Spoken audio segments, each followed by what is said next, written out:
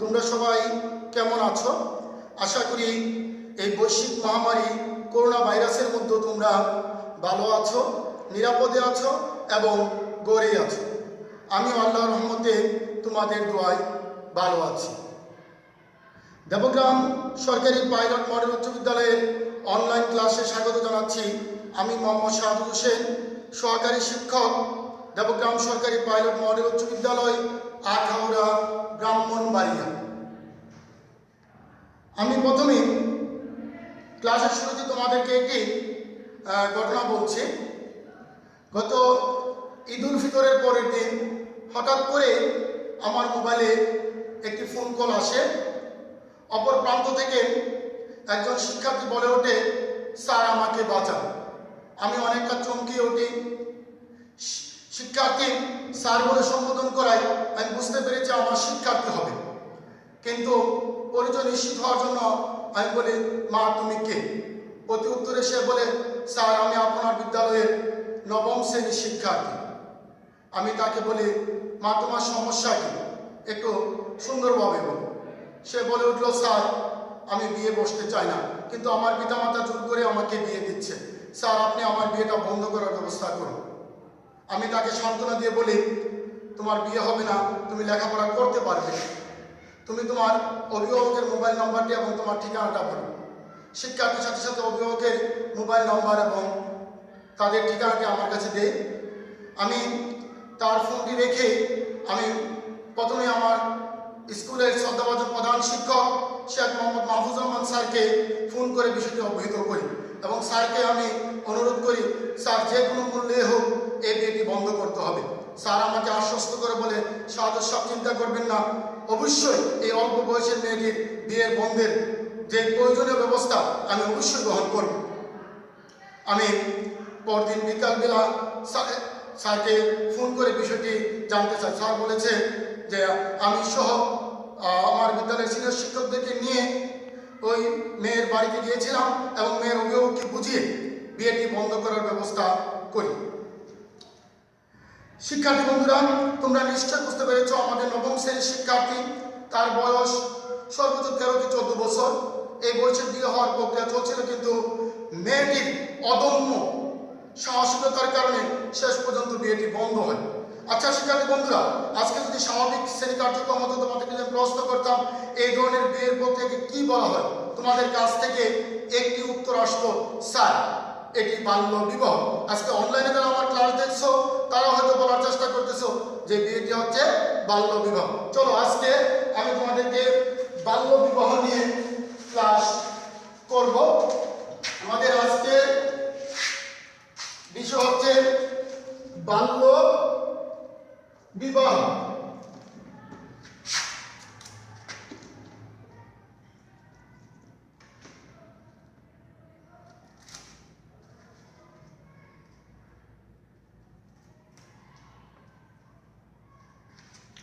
আমি প্রথমে আলোচনা করব বাল্য বিবাহ কি।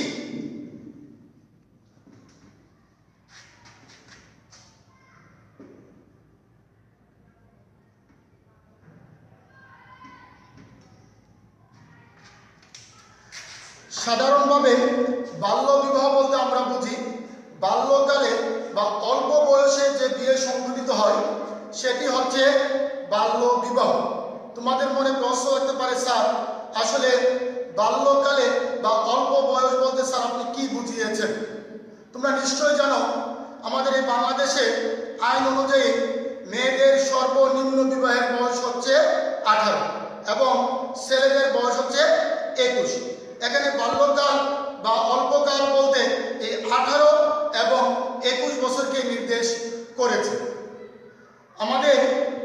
তাহলে আমরা বাল্য বিবাহ বলতে বুঝি নির্ধারিত অর্থাৎ ছেলে অথবা মেয়ে যে অনুমোদিত বয়স, সেই বয়সের নিচে যদি কোনো বিবাহ সংঘটিত হয় সেটি বাল্য বিবাহ। তাছাড়াও একটি সংজ্ঞা রয়েছে, যে সংজ্ঞাটি আমি তোমাদের সামনে এখন উপস্থাপন করছি।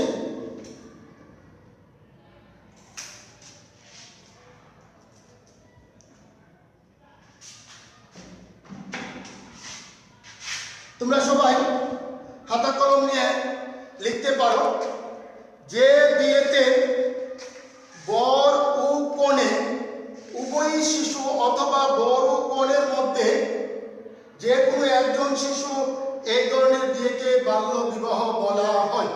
আশা করি তোমরা বাল্য বিবাহের সংজ্ঞাটি বুঝতে পেরেছ। আমাদের এই বাংলাদেশে বাল্য বিবাহের পরিমাণ দিনের পর দিন বৃদ্ধি পাচ্ছে, আর এই বৃদ্ধি পাওয়ার পিছনে নানাবিধ কারণ রয়েছে। আমি যদি আজকে স্বাভাবিক শ্রেণী কার্যক্রম হতো তোমাদেরকে যদি প্রশ্ন করতাম, তোমরা বিভিন্ন ধরনের কারণ উল্লেখ করতে, কেউ বলতে স্যার বাল্য বিবাহের কারণ হচ্ছে দরিদ্রতা, কেউ বলতে যৌতুক, কেউ বলতে ইফটিজিং। আসলেই তাই। আমি তোমাদের সামনে বাল্য বিবাহের কারণসমূহ এখন উপস্থাপন করব।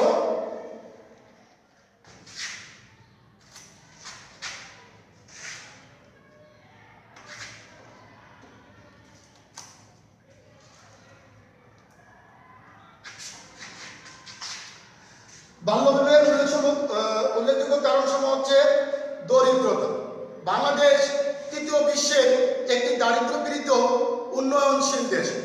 এদেশের অধিকাংশ মানুষ দারিদ্র্য সীমার নিচে বসবাস করে, আর দরিদ্র পিতামাতা তাদের সন্তানের ভরণ পোষণের জোগাড় দিতে যেখানে ব্যর্থ হয়, সেখানে তারা অল্প বয়সে মেয়েদেরকে বিয়ে দিয়ে নিশ্চিন্ত হতে চায়। ফলে দরিদ্রতার কারণে বাংলাদেশে বাল্য বিবাহ বৃদ্ধি পাচ্ছে। এরপরের যে কারণটি সেটা হচ্ছে যৌতুক। যৌতুক বাল্য বিবাহ বৃদ্ধির একটি অন্যতম প্রধান কারণ। আমাদের দেশে বিশেষ করে বরপক্ষ যৌতুকের কারণে তার ছেলেকে অল্প বয়সে বিয়ে করিয়ে শ্বশুর বাড়ির থেকে অর্থ কানাকড়ি পেতে চায়, আর যার কারণে আমাদের দেশে বাল্য বিবাহ বৃদ্ধি পাচ্ছে। ইফটিজিং বর্তমান সময়ে বাল্য বিবাহ বৃদ্ধির পিছনে যে কারণটি সবচেয়ে বেশি দায়ী সেটি হচ্ছে ইফটিজিং।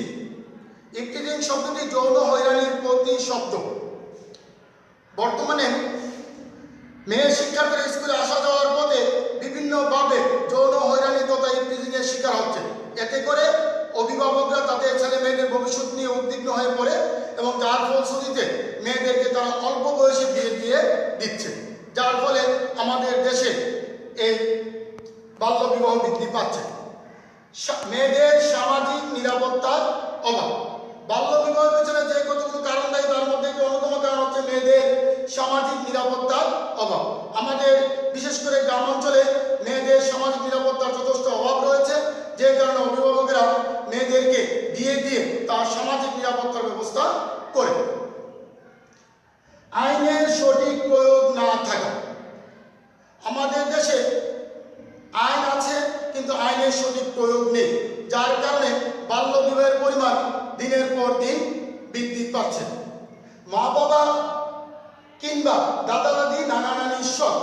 আমাদের দেশে অনেক ক্ষেত্রে লক্ষ্য করা যায়, দাদা দাদি নানা নানি যখন বৃদ্ধ বয়সে উপনীত হয় তখন তারা অনেক সময় শখ করে বসে আমার নাতি কিংবা নাতিনের বিয়ে দেখতে চায়। সেই ক্ষেত্রে তাদের শখ পূরণ করতে গিয়েও আমাদের দেশে বাল্য বিবাহ হচ্ছে। মা বাবার অসুস্থতা। মা বাবা যখন অসুস্থ হয়ে পড়ে তখন সন্তানের ভবিষ্যৎ নিয়ে তারা দুশ্চিন্তায় ভোগে, ফলে তারা সন্তানকে বিয়ে দিয়ে তারা নিশ্চিন্ত হতে চায়। এর ফলে আমাদের দেশে বাল্য বিবাহ বৃদ্ধি পাচ্ছে। আরেকটা অন্যতম কারণ হচ্ছে বরের টাকা পয়সার প্রাচুর্যতা। আমাদের দেশে বর যদি অর্থনৈতিকভাবে স্বাবলম্বী হয় তখন কনের পিতা মাতা কনের বয়স হোক আর নাই হোক তাকে বিয়ে দিয়ে নিশ্চিন্ত হতে চায়। এর ফলে আমাদের দেশে এই বাল্য বিবাহ বৃদ্ধি পাচ্ছে। এই বাল্য বিবাহ বৃদ্ধি পাওয়ার কারণে আমাদের দেশে নানাবিধ সমস্যার সৃষ্টি হচ্ছে। আমরা এখন জানবো বাল্য বিবাহের পরিণতি প্রভাব, অর্থাৎ এই বাল্য বিবাহের ফলে কি কি পরিণতি হচ্ছে বা এর ক্ষতিকর প্রভাবই বা কি। শিক্ষার্থী শিক্ষার্থী বন্ধুরা, আশা করি তোমরা বাল্য বিবাহের কারণসমূহ তোমরা ইতিমধ্যে লিখে নিয়েছো। এবার আমি তোমাদেরকে বাল্য বিবাহের পরিণতি ও প্রভাব নিয়ে আলোচনা করব।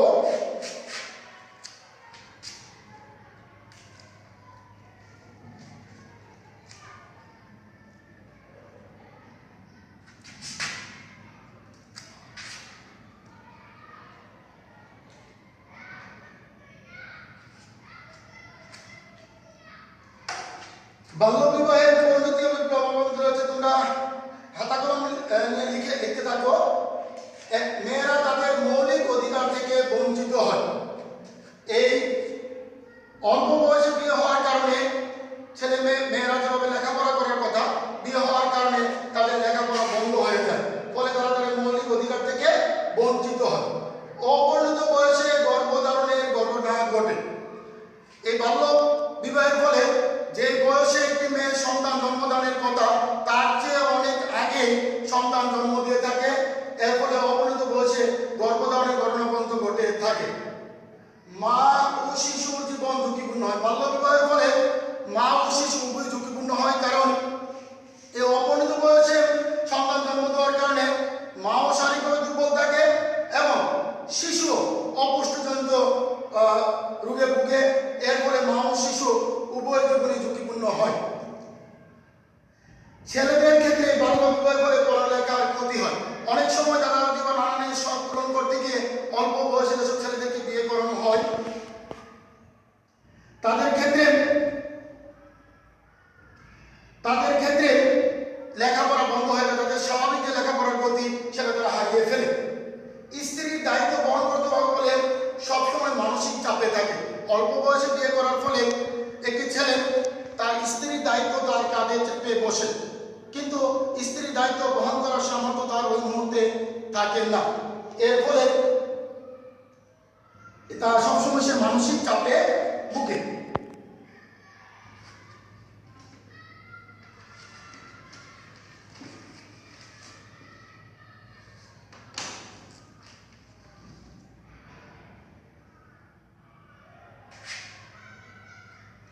শিক্ষার্থী বন্ধুরা, আশা করি তোমরা বাল্য বিবাহের পরিণতি এবং প্রভাবগুলো তোমরা লিখে নিয়েছ।